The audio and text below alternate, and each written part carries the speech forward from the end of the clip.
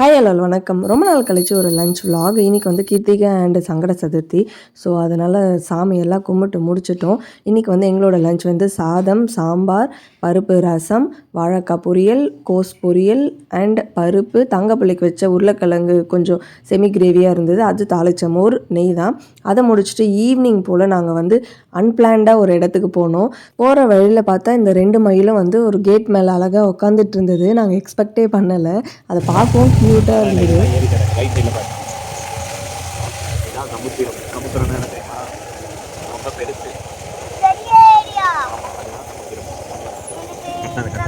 நான் ஆல்ரெடி இந்த இடத்துக்கு வந்து ஒரு டீட்டெயிலாக ஒரு வீடியோ போட்டிருந்தேன். ஸோ சன்செட் பார்க்குற மாதிரி. இந்த தடவை பிளானே கிடையாது. ஸோ கவினுக்கு காட்டலாம் அப்படின்றதுக்காக தான் இந்த சைட் வந்ததுனால கவினுக்கு இந்த சமுத்திர ஏரி காமிக்கலாம் அப்படின்னு கூட்டிகிட்டு வந்தோம். அந்த மலையோட ஷேட் வந்து அந்த தண்ணியில் அழகாக இருந்தது பார்க்குறதுக்கு.